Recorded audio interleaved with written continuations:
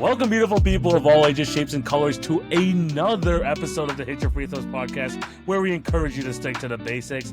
I'm one of your co-hosts, TV, aka TV on Basketball, alongside my co-host, Jay, aka the Knockdown Jay. How's it going, my guy? Chilling, bro. Treadmill race to the NBA playoffs is taking too long, bro. It's time to play high-stakes basketball. Can we have the seed set? Can we have this terrible Eastern Conference play-in tournament? And let's go ahead and get to the real basketball games. Hey, by the time this episode comes out, we're gonna have one more day left in the regular season. One more day left where everyone is playing, and we're gonna go straight to the play-in like a couple of days after. So we're basically near the end, which means it's time for the NBA awards. We're gonna be doing that episode today. We're also gonna be doing our picks for the WNBA draft, and of course, when we're talking WNBA, we gotta talk to the man over here who has been putting on the moves since I hit the record button. Welcome back to the show, Marcus. How's it going, my guy? It's good, y'all. How you doing? Glad y'all decided to have some greatness in your presence tonight. No, just kidding. Look, I appreciate it. Hey, look, when you know when Marcus comes on the show and we talk something like NBA awards and stuff like that, you know how these episodes get. And of course, he's like one of the co-hosts of the Protect Your Queens podcast, and he is going to be here to help us curate our WNBA mock draft, which is happening, I believe, is it April 14th, Marcus? Yeah, Monday. I'll be there. Monday, April 14th. Great timing as well. There's not going to be any NBA playing games, so lock in. We're going to be giving you like our takes on a lot of the prospects coming out. That's going to be a good one. We're going to head to that at the end of the show, but of course, we're going to start with the NBA awards very shortly. But before we get into that, we do have to plug our socials. Make sure you follow our individual socials at TV on Basketball, at the Knockdown J, and also Marcus's links, so they can be found in the description down below. In terms of the Hit Your Free Throws pod, remember to follow us on TikTok and Instagram for the best daily NBA content, the picks, news, series, and much more. We have, by the time this episode comes out, one more daily NBA picks challenge, and we're going to figure out who the winner is of this entire season. So be on the lookout for that. In terms of the podcast networks, remember to subscribe, leave a review, all that good stuff for Spotify and Apple. And for the YouTube, remember to hit the notification bell, subscribe, all that good stuff, so you will not miss an episode. Fellas, are you ready to get into this? Let's get into this. There's going to be an action-packed show. We're going to go through all of the awards. And Jay, Marcus, we're going to go straight into it. NBA MVP. We are not messing around. We are going straight for the jugular. I'm going to throw it over to our guest first. Marcus, who is your MVP for the 2024-25 season? It's Shai Gilgeous-Alexander. And I'm going to be honest, I feel like that should just be common knowledge. Like, I don't really expect there to be any debate here. Now, I know Jay likes to walk to the beat of his own drum, so we'll see. But it should be SGA, right? We're talking about a guy who's averaging 30 points a game. He's also leading the league in steals, right? So he's doing it on both sides of the ball. His efficiency has been crazy. He's shooting around, 53% from the field so far this season. When you're having a season so well that you're being compared as far as efficiency to Michael Jeffrey Jordan, as far as shooting efficiency from the field, you're doing something right? Obviously, there's a lot of people out here that say, best player on the best team. SGA is that, right? The Thunder have, I believe, if I'm not mistaken, they have the best record in the NBA last I checked, right? Not only that, if you want to get into a little bit deeper, he's been clutch all season, He's played great in some of their most competitive games. Obviously, he didn't hit a free throw for the first time, or didn't get to the free throw line for the first time in a long time against the Lakers the other night. But overall, he's come up big when the Thunder have needed him to come up big. And then lastly, but certainly not least, even if you want to go with the narrative argument, this is the youngest team in the NBA, if I'm not mistaken. In fact, they're going to be the youngest team to make the playoffs. They're the second youngest team to make the playoffs, I believe, in the last 25, 50 years, something like that. And they're second only to the Thunder team from last season, right? So, you see a lot of people saying, oh, they might not make it that far because of lack of experience. When you are the best player on the best team who happens to also be one of the youngest teams in the league, you can't deny that. And so no disrespect to what Nikola Jokic is doing, because he's been playing great, but respectfully, Nikola Jokic, great player, but Nikola Jokic hasn't been playing at the level that Shai Gilgeous-Alexander has been playing this season. So I'm going to say that SJ is the MVP. And like I said, I feel like that's common knowledge. Like, I feel like, that should be the consensus. Obviously, there are some Jokic fans in the media who are going to vote for Jokic, and he deserves votes because he's playing great. But I would expect SGA to kind of run away with this award. And I don't want to hear anything about voter fatigue or anything like that. because that discredits what he's been doing, the body of work he's put together. I think SGA is the MVP for sure. Jay, are you gonna stick on the SGA? I mean, you've been on the SGA bandwagon the entire season. Are you hopping off now, or you think it's still gonna be him? It's no reason to pivot. Like you said, I've been on this train in the entire season, mainly with the fact that the Oklahoma City Thunder have helped him check every single box when it comes to their defensive ability. Top 5 defense in the league right now. He's one of the top contenders in terms of being a guy that not only is able to get it done on the offensive end, averaging over 30 points a game, like Marcus said, but like you said before, also getting it done on that other side of the ball. The Thunder, when it comes to their guard position, have one of the highest contest rates in the league. Shea Alexander specifically is top 3 on their team in terms of contest rate around the rim. That means he's somebody who's trying to help in terms of blocking shots, in terms of being able to protect the paint. That's with the fact that the Oklahoma City Thunder have one of the best big man rotations in the league. They still play kind of gangbusters defense when it comes to protecting the paint. On top of that, let's just do some of the logistical things that usually count towards crossing off these boxes. Marcus said it beforehand. Let's go the narrative aspect of it. Shea Alexander on the youngest team in basketball, putting themselves in a position right now to be able to have a real redemption arc after last year, where they had a rough playoff stint against the Dallas Mavericks. They come back this year better than they were last year. Let's go the best player on the best team. The Oklahoma City Thunder have the best record in the entire NBA, 3 games ahead of the Boston Celtics, and more specifically in this conversation, 18 games ahead of the Denver Nuggets, who just were so distraught that they got rid of their coach and GM in the same afternoon, right? Then you have to go to the statistical aspect of it. Like we said, with Shea Alexander averaging 30 points per game, I believe it's like 32.7. It's not just the fact that he's been able to do it at such a high rate. It's the consistency. Marcus said it beforehand when you talk about comparative to other time frames in NBA history. When your name and Michael Jordan's name are in the same conversation, you already are put into a certain echelon where we start talking MVP, and you got to be somewhere in the top 2, 3 at the worst. And Shea is definitely not third. I think we all can agree that whoever third even is not even very close in the conversation, with that being the case as well, right? So when you go down the list, Shea Alexander has crossed every single box all season long, paired with the fact that his team's success has him walking into the postseason with a real advantage as a squad that should have home court advantage pretty strongly locked up, not just in terms of just their record, but in terms of their fans showing out, because I think they're going to want some real revenge after Oh last year. man, I miss the Thunder fans in the playoffs, man. The intensity is crazy. But yeah, This is not like the Jokic and Embiid thing like we had a couple years ago. I know, like if you guys were rocking with us back then, we know that the conversation we were having, especially with Marcus on the show. But no, it's gonna be a clean sweep over here. I also got SGA winning MVP. Just to kind of encapsulate what both of you just said, it's the perfect MVP case. The historic numbers, the efficiency. He's like leading his team in true shooting percentage at 64% for a guard. It is absolutely incredible what he's been able to do on the basketball court. Like you said, these are the only numbers only matched up by Michael Jordan in history with the numbers that Shea is putting up. Jokic, I honestly thought that this was a pretty close fight, especially like maybe a couple weeks ago when the Nuggets were on that 10-game winning streak with Jokic putting up those crazy numbers. But even though Jokic is still putting the crazy numbers, the Nuggets start to go on the slide. They got rid of their coach Mike Malone. I think over this last 2 weeks, it's the gap between him and Shea has definitely grew in Shea's favor for sure. And if you look even at the last ESPN straw poll votes, it feels like the people who have the votes are leaning towards SGA. He's done everything right this season, and I remember when Jay and I were talking about even all like his like potential for all defense. This like his defensive effort this year is just going to continue to help his MVP case. He plays both sides of the ball, super efficient. He's everything you want in your modern day guard, and it looks like he's gonna continue to sign into the playoffs. Hopefully he does.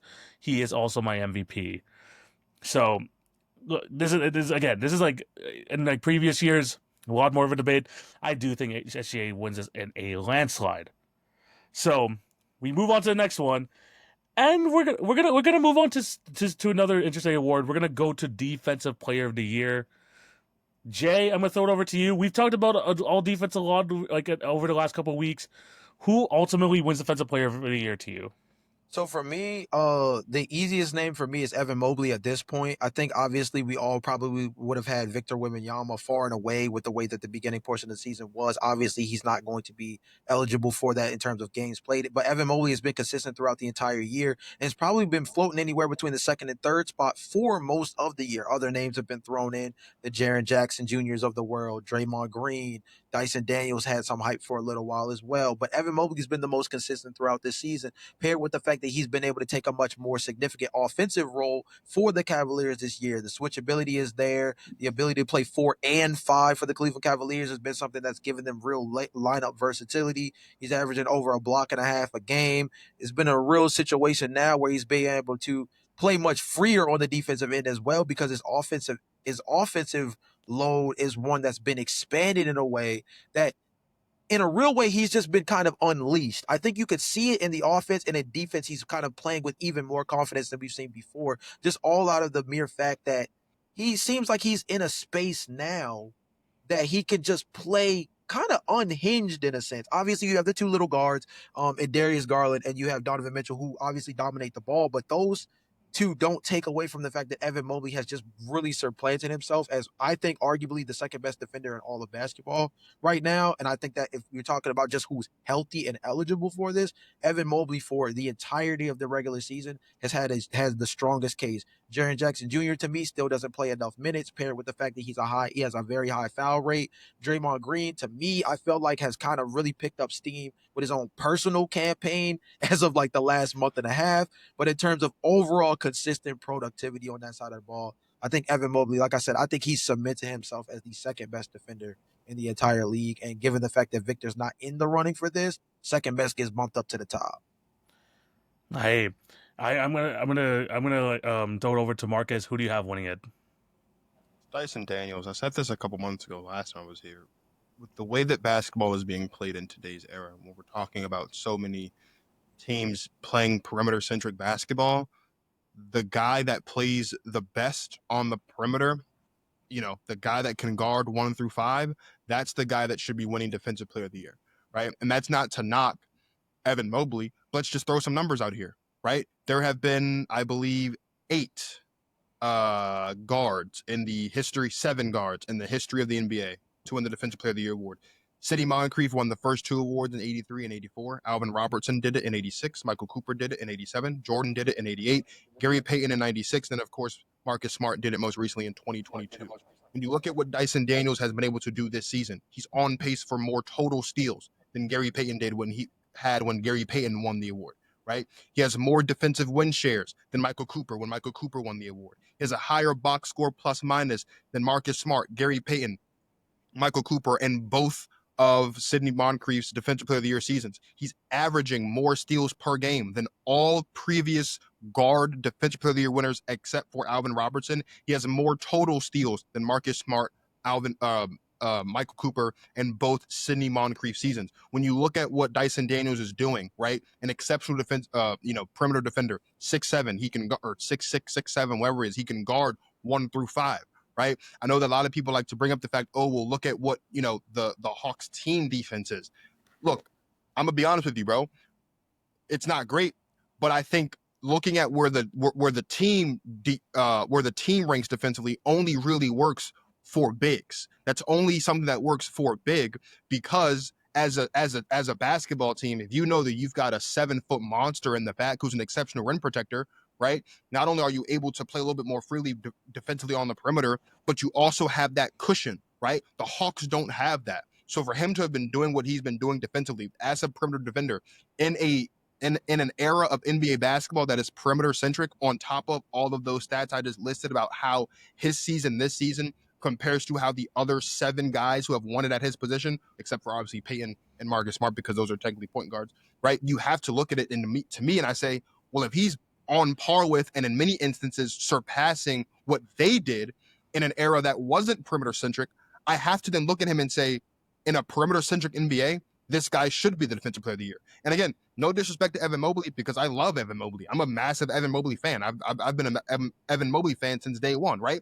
And no disrespect to Draymond Green, but to your point, Jay, Draymond Green's case for Defensive Player of the Year has only really ramped up the last month and a half because of the fact that the Warriors have gotten Jimmy Butler, and so now they're playing better on He's finally both playing sides of the ball motivated. Yeah, overall. motivated. Right? Yeah. He started to play motivated. I mean, this is a guy in Draymond Green who has told us on several podcasts, that's not just his, but others, the team that he's playing up against, who he's on the floor with, determines how motivated he is, right? He wasn't playing motivated basketball if they're out there playing up against the Jazz or the Wizards or something like that. He wasn't playing motivated basketball early on in the season when the Warriors were looking like they were going to be a really bad basketball team, right? Insert Jimmy Butler. All of a sudden, Draymond Green thinks they've got a chance to maybe make a run for a championship. He started playing a little bit better basketball. So respect to Draymond Green, but I don't really think he's really in the race. To me, it's a race between Dyson Daniels. It's a race between Evan Mobley. And if I had to pick based on the way that basketball is played in 2025, Dyson Daniels is the defensive player of the year to me. And I've been on that since the last time I was on the show. I'm sure you guys remember that. And I'm going to stand on that because I think he deserves it. I think, again, perimeter-centric NBA calls for the best perimeter defender in basketball, or at least statistically the best perimeter defender in basketball, to get some recognition. And so I think Dyson Daniels should be this year's defensive player of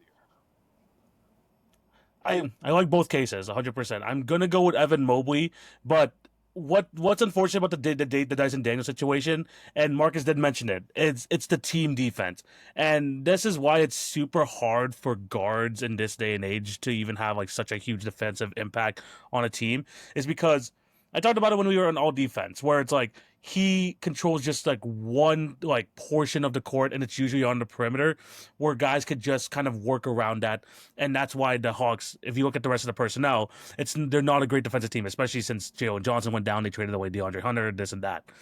So Dyson Daniels been exceptional all season long. It's just really unfortunate how like his defense like has not been able to like translate to good defense for the Atlanta Hawks. Like if you look at those other guys that you were mentioning, like the Alfred Robinsons, the Sidney Moncrief, Marcus Smart, they're all part of like top 5 defense in the league. It's hard to make the argument for a defensive player of the year when you're impacting your team only to the point where you're just in the top 20, which is like really tough for Dyson Daniels. So I'm still gonna go Evan Mobley. Contest rate is out of this world once again. And as Jay said, involving him more on the offensive end has gotten him just levels above on the defensive end as well. What the usual case is, like if you see your big man running, if you see your big man hustling, reward him. That's what the Cavs have been doing all season long. He's had his best statistical year on the offensive end, and you can see that his confidence there is translating over to the defensive end. Still, the Cavs have a top 10 defense. He's able to guard bigger wings, be the anchor of the defense as well on the inside. I think that his play like all season long, like he's been balancing within the 2 or 3 spot, but because Victor Wembanyama is out of the race, that means he does move up. The only other guy I would like to shout out, and I think like we did shout him out in like the all defensive episode, Ivica Zubac. Ivica Zubac, I think like deserves I honestly think he deserves it more than Draymond Green this year for the amount like for the way that the Clippers play. The OA defense, where you don't have the best defensive guards in the league when you have Norman Powell and James Harden on the court, and the fact that they're a top 3 defense, being able to lean on Ivica Zubac, kind of the same way that the Jazz relied on a Rudy Gobert back in the day, the way that the Bucks were super comfortable at just being able to like spray out in the perimeter because they know that Brook Lopez is going to be there on the inside. That's the type of system that the Clippers are running right now. So I want to shout out Ivica Zubac, but ultimately I also have Evan Mobley as winning Defensive Player of the Year.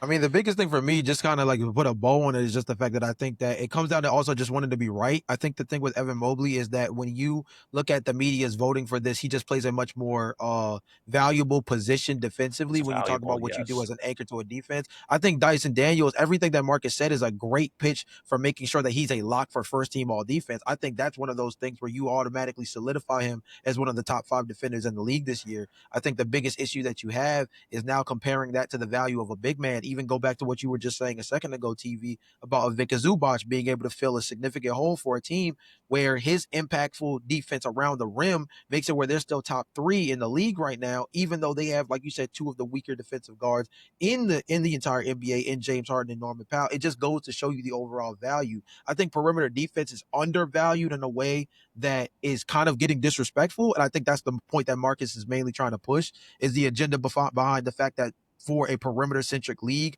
perimeter defense is talked about a lot less than it should, and it's only really catered to very specific guys in terms of it being like upheld in a real way. That's when like the Drew Holidays of the world, those names come up and then it kind of gets glorified. Otherwise, it's very like mundane in terms of the conversation around it. But if we're talking about just wanting to be right, I think a big is going to win it regardless. I think Evan Mobley's at the top of that list. Dyson Daniels' case to me, I felt like was pitched very well by Marcus to the point that I think if we put more value on perimeter defense, that gap is a lot smaller than most people would probably see it. The betting odds have Dyson Daniels somewhere around third, with Draymond Green actually kind of usurping him. That goes to Yeah. tell you that there seems to be an overvalue in the big man position between the 4 and the 5, because I think Dyson Daniels' case is much stronger than Draymond's, paired with the fact that his longevity throughout the season of doing this also pushes a certain type of narrative. That goes to tell you that there's a certain way that the media tends to skew when it comes to how they value defense and positionally where they feel like defense is most impactful. That's why I think going with a big is just the smarter one if you want to be right. But I think at the end of the day, we should not sleep on everything Marcus Yeah. said, because perimeter defense is much, much more undervalued than it should, given the fact that in this version of the league, we've never seen perimeter play more elite than this. Yeah, and it's, like I mentioned, just really unfortunate that the Hawks are just not a great defense overall. Because if they were even like borderline top 10, like just outside the top 10, like 11th or 12th, I think this would have been like a lot better argument. It's just when you're like when you have such a good perimeter defender in Dyson Daniels, and you can say this for like a lot of other defensive players in the league, there's just a cap of like how much you can impact your team on the perimeter compared to like how much like interior defense like impacts like defensive rating, team defense overall. So as great as he is, and he deserves to be there, like I think we both had him on our all defensive first team, but yeah, unfortunately, I just don't think he's gonna win it here. But we move on to the next award, and we're gonna go from kind of that all-star level player, the best defense, MVP, and all that. We're gonna head over to the rookies, and we're gonna try and decide our NBA Rookie of the Year. Now, this is gonna be a very interesting award because there's hasn't been that super standout rookie. The one guy who we're like, oh, this guy might be running away with it. Jared McCain got injured after like 20 something games. So this is gonna be an interesting one. I'm gonna throw it over to you, Jay. Who do you have winning Rookie of the Year? I'm not gonna lie, I don't love my answer because, like you said, there's not really anybody that solidified themselves. But I think the betting odds have all kind of leaned towards Stephon Castle as being that guy. 14.6 points per game, 3.6 rebounds, 4 assists. Not shooting the ball relatively well from beyond the arc. I think he's shooting less than 30% from three.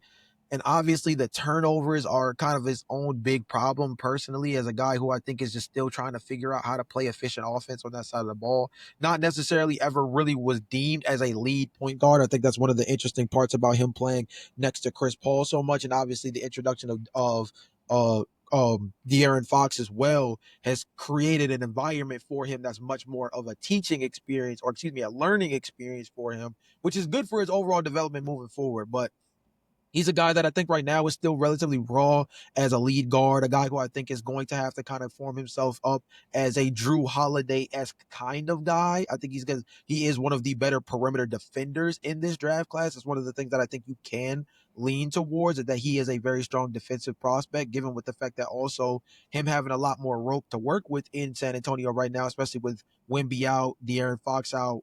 He's been put in a position to really showcase his offensive ability on ball. But it's not a great group right now this year. Even if you go through like something like Rookie of the Month, right? There's not really a significant like wave of winners where it's like, okay, this guy won Rookie of the Month multiple months in a row, or he's won it multiple times in certain parts of the season where it felt most impactful. Like, there's no real statistic that stands out.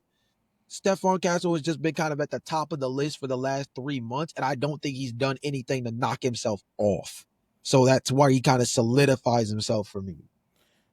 Marcus, who do you have winning Rookie of the Year? I'm gonna go with Alex Sarr. I think the last month and a half, unlike Draymond Green, where you look at Draymond Green and you say it looks like his play is more so motivated by just things around him. I think Alex Sarr is just peaking at the right time. He's the first teenager in NBA history to record at least 100 threes and 100 blocks in a single season. He's actually, with that, I believe, the third rookie ever to have 100 blocks and 100 threes in a season, joining Chet and Victor. Obviously, Victor won Rookie of the Year last season. He is one of 3 players with at least 800 points, 150 assists, and 80 blocks before turning 20. The other 2 players, LeBron James, who won Rookie of the Year, and Tracy McGrady, who was the runner-up his season, to, of course, Tim Duncan. Aside from all of those little historical things like that, when you just look at the way that Alex Sarr plays basketball and how he's been impacting, I don't want to say impacting winning because the Wizards aren't winning anything, but like when you look at how he's been impactful this season, right? Alex Sarr has arguably been, I know he started off a little bit slow, right? But I think you can make a strong argument that Alex Sarr has been the best pro on this team, especially since, post Kyle Kuzma trade, right? Obviously, we show love to a guy like Bub Carrington, who's been great as well. But Alex Sarr, I think, has been the lifeblood of this offense. And so when you're talking about a situation where, yes, Stephon Castle is playing great, and don't get me wrong, I don't want to take anything away from him there, but is Stephon Castle the best player on his team as a rookie right now? No, I don't think anyone would say that he is. I think someone might argue that he is, right? But he is still on the team with De'Aaron Fox. And I think that you could still say, yeah, well, I mean, De'Aaron Fox isn't playing anymore because they shut him down. But before that, you could make the argument that De'Aaron Fox was the best pro on the team before they shut him down. Alex Sarr has been the best pro on the team, especially post Kyle Kuzma. And when you compare, again, some of those statistics I'm talking about as far as, joining LeBron James and Trace McGrady, who were Rookie of the Year and runner-up Rookie of the Year, joining Victor Wembanyama, who was Rookie of the Year, and Chet Groman, who runner-up, along with just the way that he's been playing basketball this season, to me, I think because he's been able to come on a little bit stronger over the last month and a half or so, I think it's made his case a little bit stronger. And if I had to pick, I would pick him over Stephon Castle. I think it's really, really close, right? But he's also doing it on both sides of the ball as well, which is very important. I think he's averaging just shy of 2 blocks a game this season or something like that. He's shooting somewhere around 30% from deep, right? He's averaging about 7 rebounds a game. So he's really started to come into form over the last 2 months or so. So I think it could go either way. To Jay's point, I think Stephon Castle will probably end up winning it just because I think he's been the most consistent rookie, not named Jerry McCain, obviously, since he's been out very early on. But you can't deny Alex Sarr. So if I had to pick, I would give it to Alex Sarr ever so slightly over Stephon Castle. Alex Sarr has definitely been coming on really strong at the end of the season, especially. And I think what's going on under the radar, and me and Jay mentioned this when Victor Wembanyama won Rookie of the Year last year. They tried playing Alex Sarr as a 4, and that wasn't really working out for the Wizards earlier on in the season. Move him to the 5, and I know it's not to the extent of Victor Wembanyama, but it's definitely helped them in terms of becoming that defensive anchor that they were looking for. And he's finding a lot more success in terms of finding his finding his spots on the floor, because he is now like Marcus mentioned, he's been hitting the 3 ball, although not efficient. But in terms of rookies, I don't really look too much at efficiency because you're just coming from college. It's gonna be it's a lot different game here, in the NBA. But he's been doing it great on both sides of the floor. I think he's coming on really strong. But I do have Stephon Castle winning Rookie of the Year. I think him his stats getting better as the season has gone on. Without Victor Wembanyama this season, he is averaging 17 points per game, 5 rebound. 17 points. 17 points per game. He's averaging 1 steal. He's averaging 5 rebounds and also 5 assists. I think it's a very much like a balanced thing here with Stephon Castle, and he's had some really good moments at the end of this season. Some really good games, some of the better performances from rookies to end off the year. He's definitely just been honestly just the most consistent. This is kind of the case I was making for Jalen Wells earlier on. Unfortunately for him, he had to suffer that injury. Hopefully he's doing well. I know he just got discharged from the hospital and everything, but there's been just so much fluctuation with the Rookie of the Year race. I feel like Stephon Castle has kind of solidified himself probably since February, January at that number 1 spot, and I think that he hasn't done anything to let it go. Where Alex Sarr, at some point, you can maybe make the argument for a Zachary Richardson who had a strong end to the season for the Atlanta Hawks. Some other guys who were coming up, but at the end of the day, I think it comes down to those 2. But I do have Stephon Castle winning Rookie of the Year. TV, I want to touch on something that you said towards the end there, which is something that I think can actually play towards Marcus's point about Alex Sarr, and that's the fact that there's been so much fluctuation around the conversation of the rookies. If you remember our conversation last week when we were doing our rookie team, a lot of the stuff that we were pushing towards for some of the players on those squads was kind of the "what have you done for me lately" narrative, right? Matas Buzelis was a huge part of this when we had that conversation about the difference between putting him on all rookie first team versus second team, right? So I think that's another thing with Alex Sarr more specifically. I think it can be given that obviously you put all of the historical context together like Marcus did, and it shows that there's a little bit more consistency within the year as you can actually get. I think maybe the beginning of the year being as rough as it was for him and Zachary Risache in particular is what makes it where they both kind of are more like viewed as surge candidates more than they are guys that are more solidified within the race. I think that we're at this point now with the rookie class where, and we had this conversation TV. I think it was what 2 or 3 episodes ago where we were talking about the patience around some of these younger draft classes. Yeah. Alex Sarr was one of those guys where I think Marcus said it perfectly when he said just peaked at the right time. One of the things that we didn't mention, Marcus mentioned Kyle Kuzma. We have to remember that part of it goes with what TV also mentioned about playing more at the 5 rather than the 4 like the beginning of the year, which is the movement of Jonas Valanciunas to the Sacramento Kings as well, right? This was an overall movement of players for the Washington Wizards to unlock some of the younger guys that are on the team. Moving on from Kyle Kuzma, for example, was supposed to be a catalyst for Bilal Koulibaly. I think the same thing could be said for Jonas Valanciunas, where yes, you put the wing um around a young guy like Alex Sarr for a couple of months, allow him to become a professional. But around post All-Star break and around, of course, past the trade deadline, you let him play at his more natural position where he fits best. And he's always been considered as higher of a defensive upside prospect than offense. So the fact that he's been so effective defensively, paired with the fact that, like Marcus said beforehand, has been able to shoot the 3 ball relatively well. The shooting splits are not great, but the It's knockdown, not good. yeah, the Yeah. shooting splits are not great, but the knockdown potential is there, and that's number one. But number two is just his aggressiveness on the ball as a guy who now is just being much more involved offensively. I think is one of those things where the last 2 months have really helped him out as well. So I think this is one of those things where we've seen this in the past, right? Jalen Green was a perfect example of this. Post All-Star break surged after being talked about real crazy. Kobe White had this happen, right? Like we've seen this in the past of players who have a rough start to the beginning of the year and they just figure it out after the trade deadline where they know that they're solidified on the squad. A trade or two ends up opening up more minutes for them and more opportunity, and it brings a real chance for them. Stephon didn't have to fight that.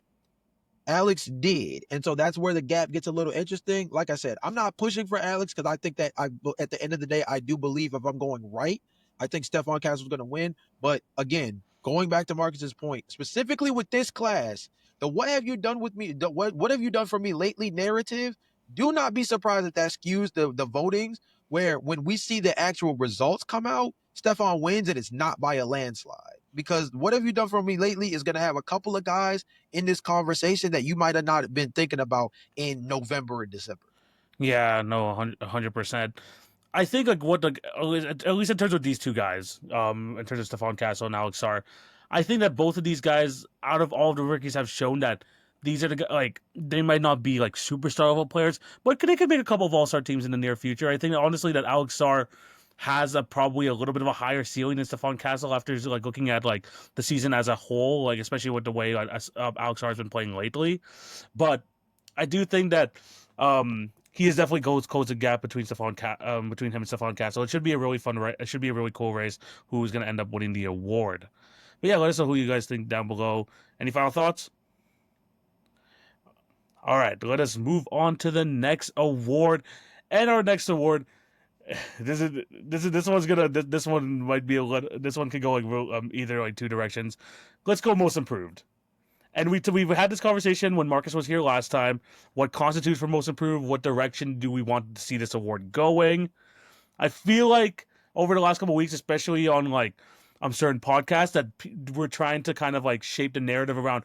Okay, we need to bring back this award to like what it used to be, which is like more of a surprising player, the guy who was like who we weren't expecting to be good to make that jump, and not just give it to like the John Morants of the world like we did a couple years ago, where it's like he just took like like an insane jump, but it's not something that we like didn't see coming. You know what I mean? That sort of thing. So it's gonna be interesting to see where you two guys go for most improved. Marcus, I'm gonna start with you this time. Who do you have winning most improved? Which one of you pushed the Norman Powell agenda last time I was here? Was that you, TV? That was me. That was me. It's interesting. I actually want to know what Jalen's going to say because I feel like I want to, I come on this show a lot, not a lot, but I think I've been on this show more than anyone else, and I appreciate the fact that you guys consider me good enough at what I do and not annoying enough to bring me back on all these times. But I want to know if Jalen's going to be on the right side of history with this, because if memory serves me correctly, he's usually on the wrong side of these things. So I just want to know what side of history Jalen's going to be on before I go on my spiel here. So this actually might be the only pick that I don't necessarily go with what I believe is going to happen versus what I believe is actually the answer. So I'm going to tell you what I believe is going to happen. What I believe is going to happen alludes to what TV finished off with, which is in relation to John Morant winning the most improved player a few seasons ago. And that's why I think that Cade Cunningham is going to win it. I think that narrative aspect of being able to jump from a guy who is considered potentially taking a step away from not just becoming an all-star candidate, but putting himself in a real position where we're viewing him as a top level player at his position, that is a leap that I think a lot of people are going to end up overvaluing, specifically with the fact that the Pistons also are coming off of a dog water season and now we're solidified in the playoffs. Yeah. My actual answer is Dyson Daniels, though. And the reason why he's my actual answer is because it actually embodies what the right version of most improved player is. Last season, this guy averaged less than 6 points per game, and we were wondering whether or not he was going to be a lockdown rotation player for the Pelicans. A Pelicans team that has insane depth, even now with Trey Murphy III, a position where they have a handful of guys that they have to make decisions on, still having Zion Williamson, still having Herb Jones. This was a roster that had to make a decision on a handful of guys because of the fact that they had so many spots to fill and so much redundancy. And Dyson Daniels was one of those guys that unfortunately kind of caught the stray. And he's significantly improved in every single area. Starting with points per game by itself, just being at 14.3, 5.8 rebounds per game, 4.3 assists. Everything is up. 3 steals per game, like Marcus mentioned beforehand. Let's not even go over all the historical context again. Just hit the replay button for everything that Marcus listed in terms of not just his most improved player candidacy, but again, going back to his all defensive candidacy as well, which another thing that should be considered when talking about most improved. No one was talking about Dyson Daniels as arguably one of the best, if not the best perimeter defender in the NBA a season ago. This was a guy we were wondering where was he going to find minutes. That's a completely different conversation than the one we're having now. Let's also pair that with the fact that he's played and started in all 74 games that he's played so far this year. And obviously, I think he's going to end up rounding out the year with somewhere around 76 or probably about 76, right? They probably have like 1 or 2 games left, which is more than he played in either of his previous seasons with the Pelicans. This is a dude who's creatively put himself in a position through defending to now be discussed in a way that not only did we not talk about him before, but now is going to dub him as a guy that we have to be cognizant of in years down the line as the Atlanta Hawks continue to rebuild this team, because he's now set himself as a foundational piece for an Atlanta Hawks team that is kind of middling around in a way that the Pelicans, who are still middling around, couldn't seem to have found the value in him. So their loss, Atlanta Hawks gain, and like I said before, Ed, I think if we're talking about what really embodies most improved player, his surge from last season to this season, even his first 2 prior seasons to this one, are just more indicative of telling a story that this guy has really put in the time, really put in the effort, and embodies the fact that situation matters and it's not all about just going from being the second option to the first. Like, this is about just sometimes being embraced by somebody to tell you, hey, we see what your skill set is. Go hoop and go do what you do best. And that's what Atlanta's allowed him to do. Marcus, who do you have winning? Jay, I'm proud of you. Man, I am proud of the fact that you are able to just be on the right side of history for once. Dyson Daniels should win this year's most improved player for all the reasons that Jay mentioned. I mean, if you want to even take it a step further, I think you also have to talk about the fact that when you're talking about a guy like a Cade Cunningham, a guy like a John Morant, who obviously have won the award recently, no disrespect to those guys, but they were drafted high for a reason. Like, they were drafted with the expectation that one day they would turn into what they have turned into, which is bona fide all-star. Well, John Morant's got some other stuff going on, but off the court stuff aside, box office attractions, bona fide superstars, and potential faces of the franchise. That's why they were drafted as high as they were. So I look at a guy in Cade Cunningham who is having a great season this season. I mean, let's not act like we didn't see flashes of this from Cade, in previous years. Let's not act like Cade was just a bum who's now just out of nowhere, rising out of the ashes as a Phoenix, right? You take a look at what he's doing so far this season. He's averaging 26, 6, and 9 on 46% shooting, about 35% from three. You take a look at what he was doing last year. He was averaging 23 points per game. He was averaging 8 assists. He was averaging 4 rebounds. He was shooting 45% from the field, 36% from three. So the only difference between this year and last year is a difference of 3 points per game and an assist per game and a slightly higher shooting percentage. That's because he's playing 1 minute more this year than he was playing last year. So that's why that's why that's improved. And so when I look at the Cade Cunningham most improved case, again, this is no disrespect to Cade Cunningham, but when I look at the reason why people are saying that Cade Cunningham is most improved, it's not because Cade Cunningham has improved. It's because the Detroit Pistons have gone from being the laughing stock of the National Basketball Association to being a playoff team. That has nothing to do, I don't want to say nothing to do with, but that is not indicative of most improvement from Cade Cunningham. That, if we're being honest, is indicative of the improvements we've seen for everyone around him. That is indicative of the Detroit Pistons saying, yo, what we did, and I believe, who was it, firing Dwayne Casey was probably not the right decision. Now we have a guy here who is coaching this basketball team, who is getting the best of our players, and as a result, this is what we're getting. Right? They dealt with a lot of different things last season. I know a couple key players, I believe, were injured, right? But now it's not just the best of Cade Cunningham. You're seeing the best of Jalen Duren. You're seeing the best of Asor Thompson. You're seeing the best of Malik Beasley, who I'm sure might come up later on. We talk about 6 men of the year as well. Like, it's not just Cade. So if you want to tell me that Cade Cunningham is most improved player, respectfully, I'm going to question whether or not you know ball. Because if you look at it statistically, Cade Cunningham hasn't made massive improvements, statistically, and he hasn't made massive improvements as a basketball player. He had great games last season. He's had more great games this season than he did last, but he's had a lot of great games, this season. When I look at a guy in Dyson Daniels, to Jalen's point, we're talking about a guy who last season averaging 4.3 rebounds and 4 assists a game. Now, averaging 14.6 rebounds and 4 assists a game, shooting nearly 50% from the field. A guy who is a key starter on a Hawks team who is very mediocre, but it's not because of him. Right? As I mentioned, probably the best perimeter defender in the league so far this season. A strong case for, if you ask me anyway, at least a strong historical case, to be this year's Defensive Player of the Year. His role as a basketball player has improved. His ability to play basketball also has improved. He's playing in a system that is more conducive to and more encouraging of what he brings to the table as a basketball player. And again, the Hawks aren't super duper successful because of it, because they have a lot of other things to deal with. But if you're asking me to take what Dyson Daniels has done from 2023 to from 2023-24 season to now, compared to what Cade Cunningham has done from the 2023-24 season to now, Dyson Daniels should win this award by a landslide.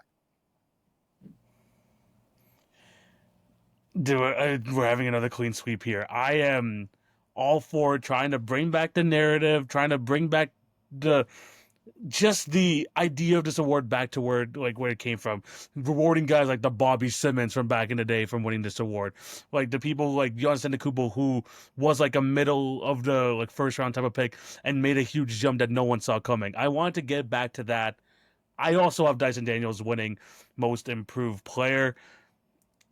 The thing is, like, when he first came into the league, he was getting opportunities with the Pelicans, but it just wasn't clicking with him and whatever guard that was like next to him. So there was like, we had to bring in a CJ McCollum, we had to trade away Drew Holiday, all that type of stuff.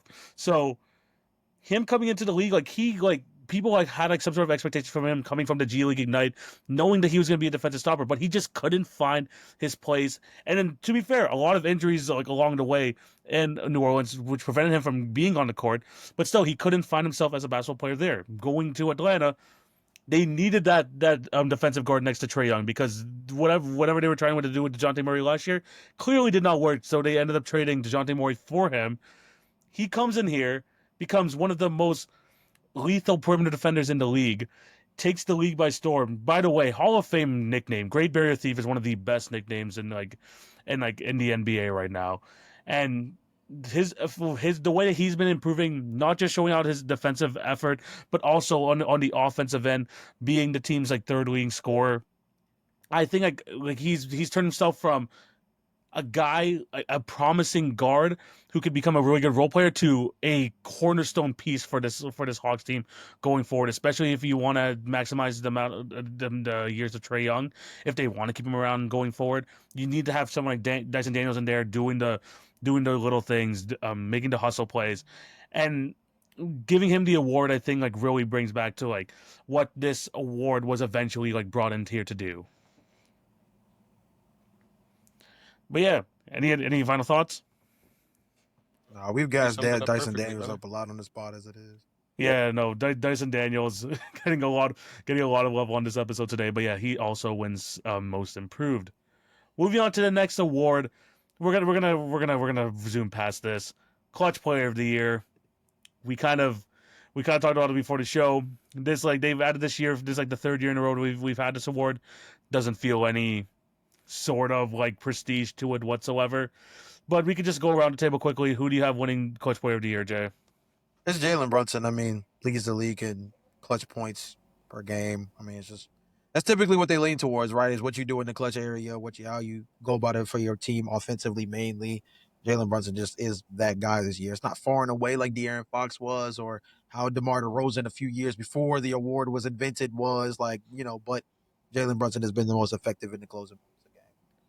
Marcus, I know you said that you weren't going to even have a winner for this award. Did you have anything? Oh man, my word, I don't care about clutch player of the year. Yeah, they haven't really done a good job with this award to make people care about it. I was just going to give it to Jalen Brunson too.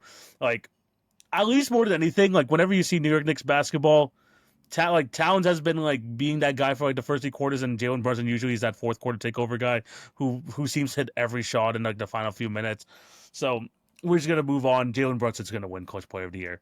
Next award, we're gonna talk about the guys coming off the bench. We're gonna talk about Sixth Man of the Year. Now, it has been a case throughout most of the year. It felt like there was a good push for DeAndre Hunter at some point. We were talking about Payton Pritchard has been in conversations all year round. Jay, who do you have winning Sixth Man of the Year? My answer is Peyton Pritchard. It's not by a landslide or anything. I think Malik Beasley has a very strong case. I'm going with the sports books on this one in terms of just trying to be right. Again, this goes back to my idea of just wanting to actually be more predictive than necessarily what I want to do. The Dyson Daniels most improved is just more so wanting to get back to the philosophy of the award itself. But if we're getting back to being right about who we think is going to be Sixth Man of the Year, I think Peyton Pritchard is far away going to be the guy that ends up leading a lot of the votes just because of the fact that he's on one of the best teams in the Eastern Conference. Yes, Malik Beasley is as well, but Peyton Pritchard has been very, very consistent in what he's been able to do leading up to this point, shooting over 40% from three, just like Malik Beasley is shooting the piss out of the ball himself. Peyton Pritchard, nearly 14 points per game, 3.4 assists, nearly 4 rebounds per game as well. A guy who's able to really take over at the point guard position in any type of instance, whether Jason Tatum doesn't play, Jaylen Brown is out, any type of situation where it's just him and Derek White on the floor is something you have to be very, very cognizant of. And more importantly, given the fact that Drew Holiday has not had the most effective year, he's been very, very quiet this year. Still an elite level defender, right? But especially from a shooting perspective, Drew Holiday has not been the kind of 3-point shooter that he's been in the past, and definitely not the one that helped him win a championship last year. Peyton Pritchard has really helped fill out that 3-point shooting style that the Boston Celtics have been so lethal with this year. He has been a huge contributor to not just the ability to knock it down at a high level, but the volume. Peyton Pritchard is in the mix for that. Not only is he shooting the 41% from three, but he's doing it on nearly 8 attempts per game. That's nearly double what he's coming off of last year. He's completely bought into it. And given the fact that he was already a sniper coming out of Oregon, this is just a play style he is used to. I'm glad they finally lit him off the rope a little bit and allowed him to be even more free as a basketball player offensively. And he is not wasting any time at all. And this is a guy who plays in big moments. He's a guy who you can actually close with in certain situations as an offensive threat. He's playing nearly 30 minutes a game. That should tell you right there, this is a guy that they truly trust. And as a championship team trying to run it back, a dude like Peyton Pritchard being able to be this effective for a squad that looks like they have a chance to run the table in the Eastern Conference again, he's going to be a guy that I think obviously ends up headlining this award. Malik Beasley should get as much love as humanly possible, though, because, man, we thought that there was a chance this man might have been dead in the water. But one thing you don't forget as a shooter is How to how to shoot? knock it down. And that man is at another level right now. He is definitely resurged as one of the league's best shooters in the league. 100%. Marcus. Who do you have winning the award? I'm not going to beat a dead horse, but it is Peyton Pritchard. I think Peyton Pritchard should win the award unanimously. If I'm being honest, I don't know if that's ever happened before, but I respect Malik Beasley, but I feel like Peyton Pritchard's case for six man of the year is pretty much as undeniable as it can get. Right. I think if we're talking about whose award cases are most quote unquote run away, I think you put SJ at the top. I think Peyton Pritchard should be second. And if we're being completely honest, you might be able to make an argument that he should have the largest margin of victory of all the awards. He's been that good. Again, so respect to Malik Beasley, but Peyton Pritchard coming off the bench, when you're the best, it's similar to MVP in my mind. When you're the best bench player on the best bench unit, you should be the sixth. You should be sixth man of the year. So Peyton Pritchard. That's a valid case. I also have Payne Pritchard winning six man of the year. I do think it's like decently close with like Malik Beasley to a certain extent. Man, Malik Beasley's leading the league in 3-point shooting this year. Like he has the most threes in the league so far. So far this year, coming off like having like just a career year. I mean, like the thing is, like last year when he was at the Milwaukee Bucks, he started off the year so well from three. But after that horrible performance in the 3-point contest, this man just took a freaking nosedive to the point where he couldn't even be played in the playoffs at some point. So that Milwaukee Bucks tenure ended pretty horribly. He has resurged himself. He's now, like I said, he's leading the league in 3-pointers made this year, and he deserves a lot of love because, like, we talked about how, like, more than anything, Cade Cunningham's case for most improved is because of how good the Pistons have been. But me and Jay always talk about how like competency can really like help a team out, especially when you're down in the ruins, like the Rockets were back in the day, like the Pistons were last year. You add people like a Malik Beasley, you add people like Tim Hardaway Jr., just these veterans. Tobias Harris has had a huge impact on the Pistons this year. You'll like compound all those factors, and that's the reason why they have become the number. I'm fighting for the number 5 seed in the Eastern Conference right now. Malik Beasley, big part of it. He definitely deserves some love for six man of the year. But again, Payne Pritchard, probably since Buddy Hield started his fall off from earlier this year. I remember in the first 10 games, people thought, oh, Buddy Hield's going to run away with this. But once he started to slow down, it was Payne Pritchard's award, and he's definitely not letting it go. I think he's going to end up winning it by a decent amount, but I think Malik Beasley, especially with his efficiency from 3-point range and the amount of threes he's hitting, his impact off the bench, especially like with the absence of Jaden Ivey for a lot of this year, has been huge. But Payne Pritchard's going to win it. Like he's been in this role for a couple years now, but he's finally like having the best season of his career. He definitely deserves it here. We move on to the final award that we're going to talk about, and it is Coach of the Year. Now, this one is going to be a bit interesting because like there are two teams here. There are two coaches here. I think are the top guys in the race. It just depends on like what you value more and like what you again like how you would like see the effect of coaching within either one of these teams. But Jay, I'm going to throw it over to you. Who do you have winning Coach of the Year?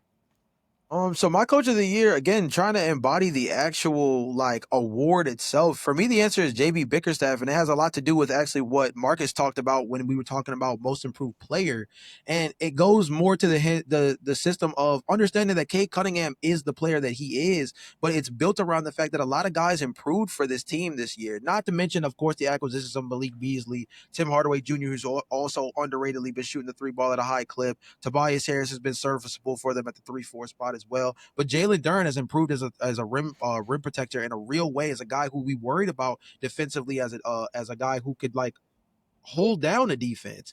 I think the other thing too is that just when you look at the night and day transformation of this team from last year to this year, it's one of those things that makes you really understand the impact of coaching. I'm going to break down a couple of things, not too in depth, but just some stuff that was significantly different from last year to this year. The first one is if you go through most of the main stat metrics for a team's success, right? So you're talking about points per game, opponents' points per game, offensive rating, defensive rating, net rating.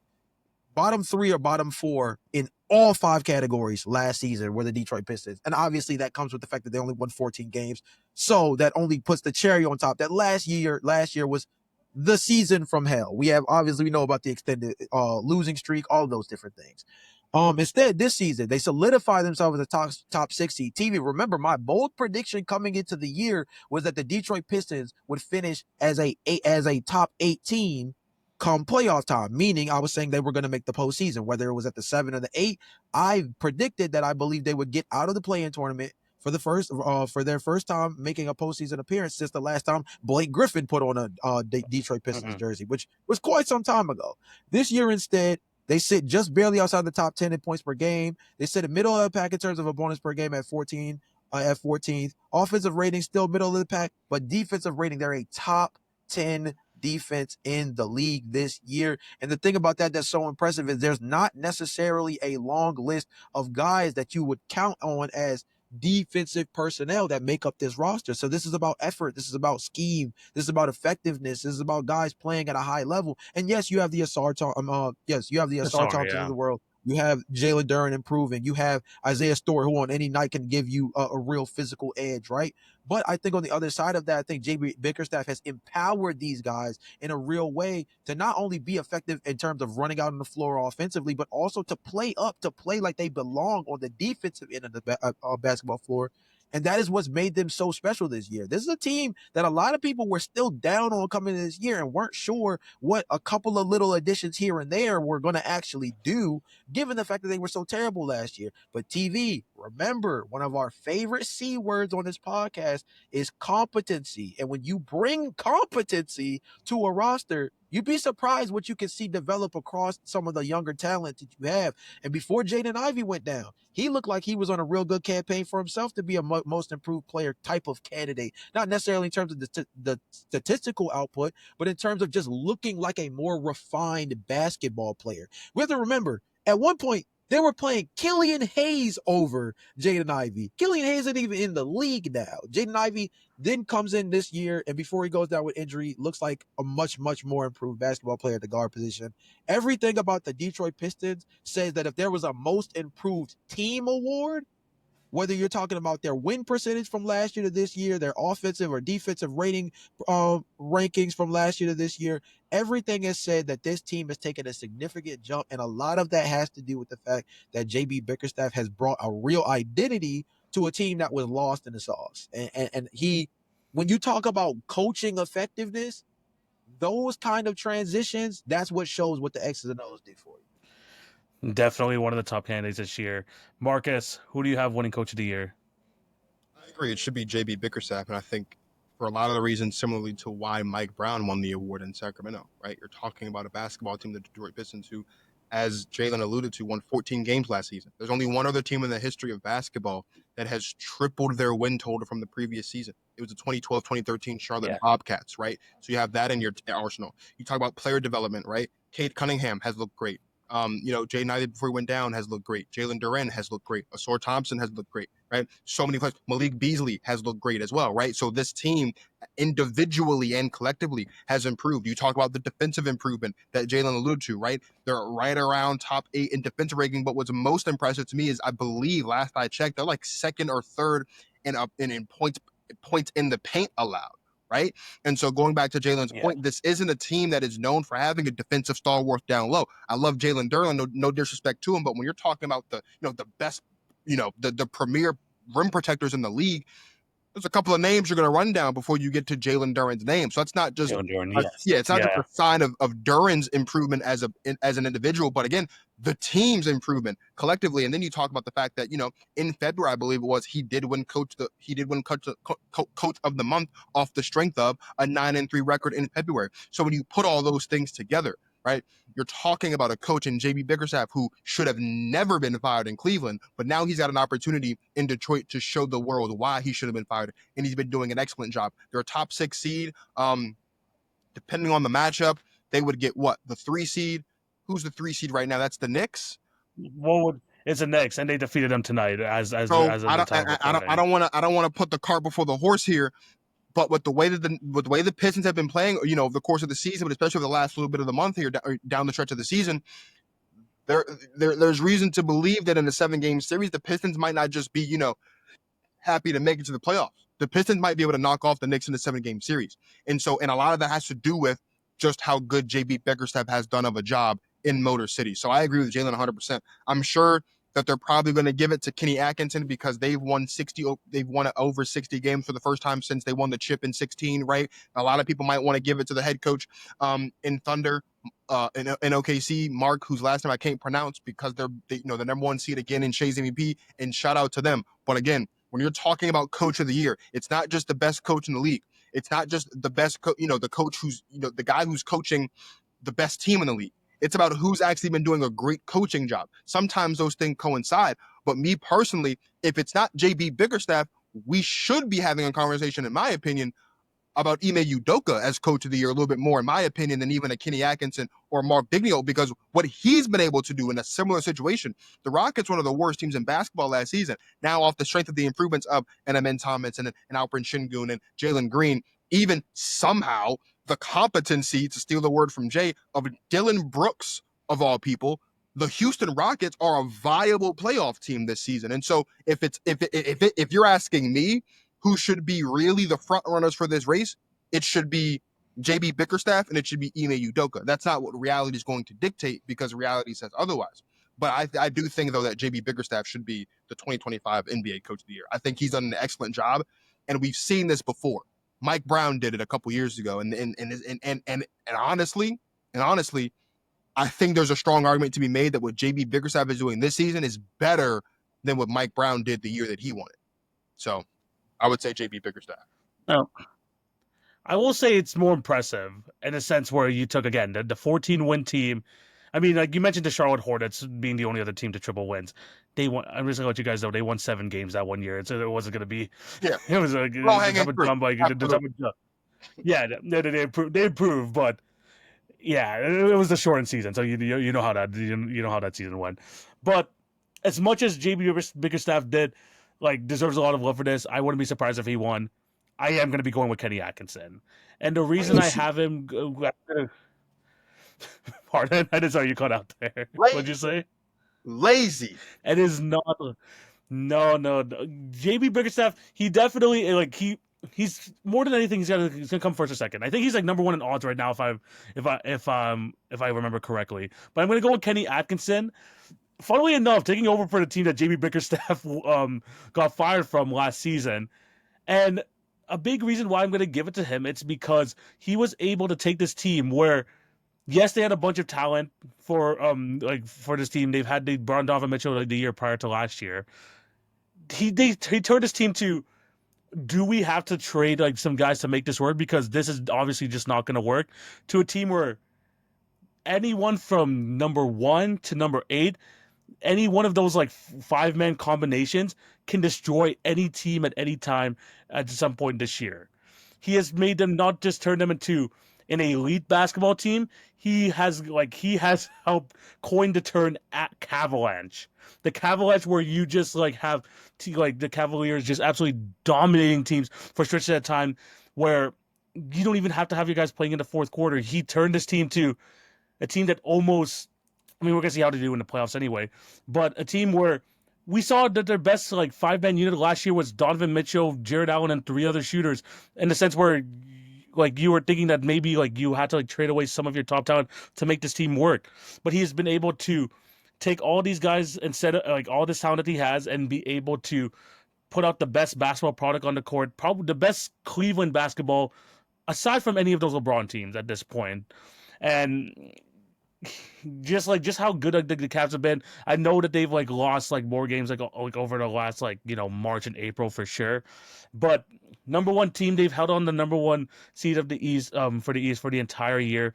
Best offense in the league by far, still a top 10 defense, and he's just been able to talk about empower players. You've seen the best year of Darius Garland, the best year of Evan Mobley, being able to get the best out of Ty Jerome, turning him to one of the best backup point guards in the league. Someone who is probably going to also be in the 6-man of the year race come year's end. This Cavaliers team has just from just depth from 1 to 9, 8, 1 to 9, becoming one of the most lethal teams in the NBA. And the change to Kenny Atkinson was 100% needed, and it's something that's going to really help him come to playoff time. You got it or I got it? That's on your face. That's why I asked. Ty Jerome being a reason why Kenny Atkinson's going to win Coach of the Year is crazy to me. Okay, so listen. Ty Jerome has been incredible this year. Dude, no disrespect to Ty Jerome, but you can do better than that. This is what I'll say. He's good. I love Kenny Atkinson. I think Kenny Atkinson's a great coach. I think if Kenny Atkinson stayed in Brooklyn instead of being fired by Steve Nash, I think the Brooklyn Nets era with KD and Kyrie and James Harden probably ends a little bit differently. So no, this is not a what I'm about to say is not a demerit or a shot at Kenny Atkinson's ability as a head coach. But at the same time, right? Going from 48 wins, fourth best team in the conference, and I believe a win in the first round, right? To being a 63 win team and the first overall seed is not as impressive of a jump from going from 14 and being the worst team in basketball to 44 wins and the sixth seed in your conference. There's a difference. And I would even go as far as to pose this question to you. If you took JB Bickerstaff and you kept him in Cleveland and you took Kenny Atkinson and you put him in Detroit, which of these two seasons is most likely to be replicated? Is it more likely that JB Bickerstaff coaches this Cleveland Cavaliers team to a 63-win number one overall Eastern Conference seed season? Or is it more likely that Kenny Atkinson can get the Detroit Pistons up to 44 wins and the sixth seed in the East? That's, I think, what the difference is. And if you ask me, it's definitely more likely, in my opinion, that JB Bickerstaff gets 63 wins out of this Cavs roster, assuming everything that happened in the league still happens, right? They still end up trading for DeAndre Hunter. Evan Mobley still makes the improvements that he makes, so does Darius Garland and all these other things. I think that's more likely to happen than it is for me to say to live in a reality where Kenny Atkinson is the head coach of a Detroit Pistons team that has 44 wins this season. And so for that reason, that's my push. But why not though? Why can't Kenny Atkinson do it for the when you see what he's done for the Brooklyn Nets like back in the day where they didn't have like a true star guy? I mean, yes, D'Angelo Russell did make an all-star team, but he was able to take a guy like a team full of like I wouldn't say like rejects or anything in the Brooklyn Nets, but a bunch of guys and like taking them to the next level and like taking them to like a seventh or sixth seed back in the day where they had no business being a part of that. This I think like what like it's a lot more impressive when you have basically the exact same Cavs team, a team that JB Bickerstaff could not figure out the formula to last year and turned them into one of the best teams in the league, where the Pistons, more than anything, I know they didn't add like a second star or anything. Their core guys are still the same, but they added like 3 rotation pieces. They basically overhauled the team, including the coach. I mean, we talked about how bad freaking Monty Williams is last year. He freaking started Killian Hayes over Jay Ivey. That is a big problem. But mixing in with the overhaul, I think like helped like just change like the whole like kind of like direction of the team in general. Where the Cavs had to like deal like had to deal with the same roster, and even with the DeAndre Hunter trade or not, they were still gonna be a 60+ win team anyway. Like that's how like good Kenny Atkinson has put this team in that position.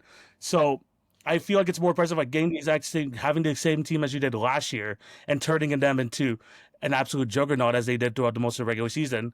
Basically overhauling your rotation with a lot more veterans, mixing in with a new coach who has been a lot more compatible than Monty Williams last year with all the changes that he was making.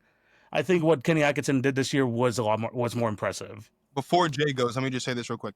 Kenny Atkinson was in Brooklyn from 2016 to 2020. The most wins he coached, the most wins he had during that time in Brooklyn was 42. So even at his best in Brooklyn, Kenny Atkinson didn't do what we've seen JB Bickerstaff do. And I would go as far as to say this. It's harder to take a young team that's still wet behind the ears and very green to go from 14 to 44 than it is to take a team filled with vets to go from 48 to 63. We're talking about a team that's led by Donovan Mitchell, who at one point in time was the best playoff performer in the league with what he was doing in Utah. We're talking about a team that has a guy in Evan Mobley who I don't, taking nothing away from what Kenny Atkinson may have done in this season, but Evan Mobley was on the up and up even under JB Bickerstaff. He Right? has not. He did not improve. He barely improved in those 3 years with JB Bickerstaff on the team anyway. And then like you include, then you have the whole offensive switch, empowering him to like be able to control the ball more this year. Like like it's a whole system change there in like the Cavaliers, and that's why they've been able to move to such like a great offensive team. And I think like a lot like Kenny Atkinson deserves like a lot of love for that, and also and like it's a big reason as to why JB Bickerstaff wasn't able to get the best out of all this talent before, and then Kenny Atkinson's been able to take them to the heights that they thought they were gonna be able to get to when they traded for Donovan Mitchell. What are those? I don't know, Jay, if you have anything. I don't. I think. I think what's happening with the Cavs is very similar to what happened with the Warriors in 2015, right? That's what I've been sitting on this whole Mark time. Jackson, Mark Jackson did a lot of great work. It's up to you. Mark Jackson did a lot of great work with that roster. And the year after they let him go, they won a championship under Steve Kerr. And Steve Kerr gets all the credit for this dynasty. He gets all the credit, and it's like we've completely erased the Mark Jackson years. Because if I'm not mistaken, Mark Jackson is the one who drafted Steph Curry and drafted Draymond Green and drafted Klay Thompson. Like, he's the guy who got them to that point, and then Golden State said, you know what, Mark, we're good. Let's go get Steve Kerr. And then that's what took them over the top. So again, I don't want to be disrespectful to Kenny Atkinson, but and I'm not sitting here saying that JB Bickerstaff was perfect in Cleveland by any stretch of the imagination, but let's not act like JB Bickerstaff wasn't still helpful and influential in the development of these players under his tutelage until they got to this point. And so again, what I'm going to ask, I'm just going to go back to the original question.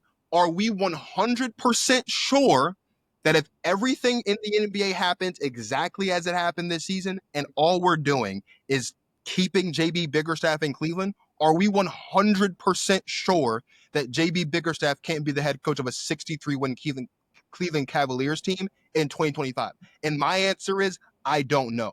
Because what I've seen him do in Detroit lets me know that he would have been more than capable of doing that. That's what I'm saying. Not trying to disrespect Kenny Atkinson at all. It's more impressive to take a team from being one of the laughingstock of the league to a playoff contender and in the playoffs to the 4th seed to the 1 seed. There's a massive jump difference. And that requires a lot. And I'll even say this. We're questioning whether or not JB Bickerstaff can change a system. You're telling me that the Pistons, the way they're playing this season is how they were playing last season with Monty Williams? No. There were some changes that had to be made there by JB Bickerstaff in order to get the best out of these guys as well. So I don't, again, just to unilaterally say, oh, nah, they were going to be playing the exact same way, no change would be made. I don't know. I wasn't gonna say that either. A change needed to be made, and I think JB Bickerstaff was the change that they needed over there in the Pistons. But to say that the Cavs were just gonna be like after like all the mess that they had to go through last year with the same coach, with that whole situation, like could they have been a 50-win team? Yes. Going to it could be a 63, 64-win team. That wouldn't have happened unless unless this change happened. I know. I haven't let Jay talk, but my bad guy. But yeah. Hey, bro, it's usually me, so I'm cool. Like I'm just cool to sit back and watch it for once. Because I mean, at the end of the day, you both make good points. Like I don't think either person is wrong, because I think at the end of the day, like Marcus alluded to, and that's actually the point I was sitting on the entire time, was this is just the debate around the Golden State Warriors development system, just in a new rendition with the Cavaliers. When you look at the circumstances for the Detroit Pistons, I think Marcus makes a huge point when you talk about the change of philosophy for the Detroit Pistons, mainly being one that's, understanding that you're allowed to win basketball games, right? The Detroit Pistons have not necessarily known winning basketball for not just last year, but for some years now. This is a team that's missed the postseason since about 2015? This is a franchise in general that has not become familiar with winning basketball for quite some time, and with players that have been drafted relatively high. Jaden Ivey from Purdue, Cade Cunningham has a strong year with Oklahoma State, but look at him on the AAU circuit in high school with Montverde. When you look at Jalen Duren on the AAU circuit, when you look at a handful of these dudes are guys that are used to playing high-level basketball and playing in winning situations, and they come to a roster where they're wondering, like, yo, are we ever going to compete? And after a terrible year like last year, where you can really have your confidence shot as a young player, they had to rewire these guys to come out and say, yeah, you're allowed to play winning basketball again. So you put dudes like a Malik Beasley, like a Tim Hardaway Jr., like a Tobias Harris in the room, right? You get a situation for yourself now where you understand, like, yo, this is how you play winning basketball. Now it comes down to execution. I think that's one of those things where you talk about a philosophical change for Detroit. I don't think just any coach can come in and do that. I do think you need a hungry coach, and a guy like JB Bickerstaff coming off of being fired fits the bill for that. I think you also make a really strong point when you talk about everything that takes place in Cleveland, right?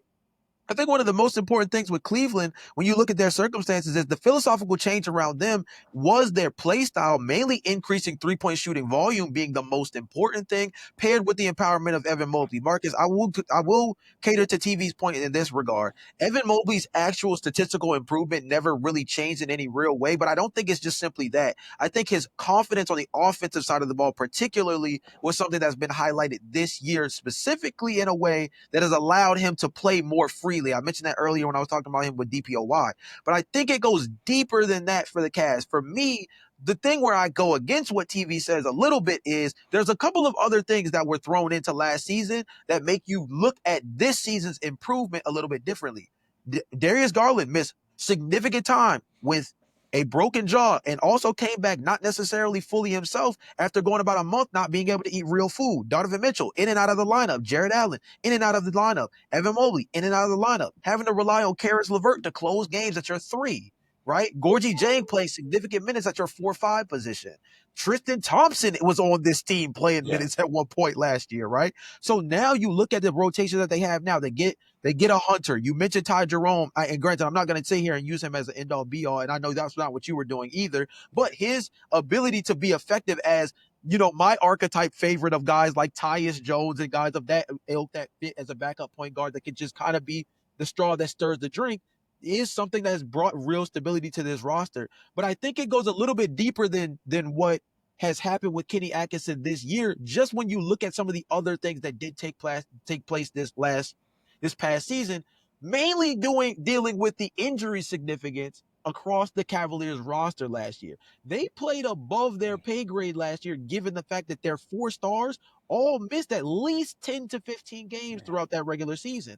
So I think there's an argument on both sides of where we're going at it, but I think that goes back to the Golden State Warriors philosophy argument of how much credit are you going to give the new guy in the building for picking up the pieces and raising them above his head rather than letting them stay where they were. I think there is some credit to that. I just also do think I see where Marcus's point is as well. From a I know player 100% where he's going that too. Yeah. There's a difference between turning a franchise around and elevating a roster. And it just comes down to which one do you prefer more? The team that's elevated in a way that's going to now put them into real championship contention, or a team that's been moribund for years and now is being considered to be back in the mix. It just depends on what you prefer. I ain't gonna lie. My only other point I'm gonna make about like the Kenny Atkinson thing, and like to kind of show like how much of like his philosophy has really affected this team. Even if you look at like the beginning of the season when they won like their first like what was like their like winning streak at the beginning of the season, like 18 or 20 games or something like that, where they were like something like that. Yeah, something like that.